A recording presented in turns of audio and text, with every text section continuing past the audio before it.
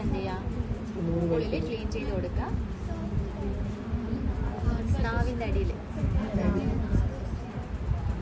അത് പറ്റുന്നതാണെങ്കിൽ ചെയ്യാം, ഇല്ലെങ്കിൽ ചെയ്യണ്ട. കാരണം നമ്മൾ മേലെയുള്ള അഴുക്ക് പോലെ തന്നെ ഈ നാവിൻ്റെ അടിയിലും ഈ പറ്റിപ്പിടിച്ചിരിക്കുന്ന സാധനങ്ങളുണ്ടാവും. അതിനാണ് നമ്മൾ സോഫ്റ്റ് മലക്കിൽ ക്ലീൻ ചെയ്യുന്നത്.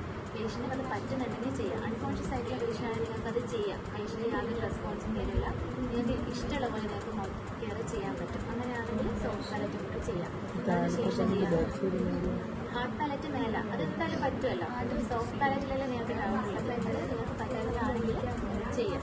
അതിനുശേഷം ചെയ്യാം ഒരു നോർമൽ വാട്ടർ എടുത്തിട്ട് ജസ്റ്റ് ഒന്ന് വൈപ്പ് ചെയ്ത് കൊടുക്കാം. ഈ സാധനം കളയാം. ഇത് നമ്മൾ ലിപ്പാണ് ചെയ്യുന്നത്. ലിപ്പ് ഒന്നെങ്കിൽ നിങ്ങൾ ഗോസ് എടുക്കുക, അല്ലെങ്കിൽ നിങ്ങൾക്ക് ചെറിയ സ്വാബ്സ് അവൈലബിൾ ആയിട്ടുണ്ടാവും. നമ്മൾ ബഡ്സില്ലേ, ബഡ്സ് കുറച്ച് സാധനം ഉണ്ടെങ്കിൽ അത് യൂസ് ചെയ്യാം. അതല്ലെങ്കിൽ ഗോസ് യൂസ് ചെയ്യാം. ഗോസ് യൂസ് ചെയ്തിട്ട് എന്ത് ചെയ്യാം, എന്തെങ്കിലും വാസ്ലിനോ അല്ലെങ്കിൽ എന്തെങ്കിലും ഇമ്മോളിയൻ്റ് പേഷ്യൻ്റ് എടുക്കുന്നുണ്ടെങ്കിൽ അത് വെച്ച് നിങ്ങൾ എന്ത് ചെയ്യാം, വൈപ്പ് ചെയ്യുക, കളയാം. ഓക്കെ, ഇത്രയുള്ള പ്രൊസീജിയർ കഴിഞ്ഞു. അതിന് ശേഷം എന്ത് ചെയ്യാം, ക്ലോസ് ചെയ്യാം, കീപ്പ് ചെയ്യാം, ഡിസ്കാർഡ് ചെയ്യാം. ഈ സാധനം എന്ത് ചെയ്യുക, അവിടെ ഇവിടെ ഇടരുത്. നിങ്ങൾ എടുത്ത ട്രെയിൽ തന്നെ സൈഡിലേക്ക് വെക്കാം. ഇത് റോൾ ചെയ്യാം.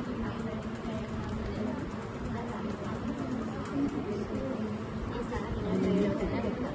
ഓക്കെ, പേഷ്യൻറ്റിനെ റീപൊസിഷൻ ചെയ്യാം, അസസ് ചെയ്യാം. പേഷ്യൻ്റ് ഓക്കെ ആണോ, അല്ലെങ്കിൽ നിങ്ങൾ പ്രൊസീജിയർ ചെയ്തതിന് ശേഷം എന്തെങ്കിലും ബ്ലീഡിങ്ങോ കാര്യങ്ങളോ വരുന്നുണ്ടോ എന്ന് നോക്കാം.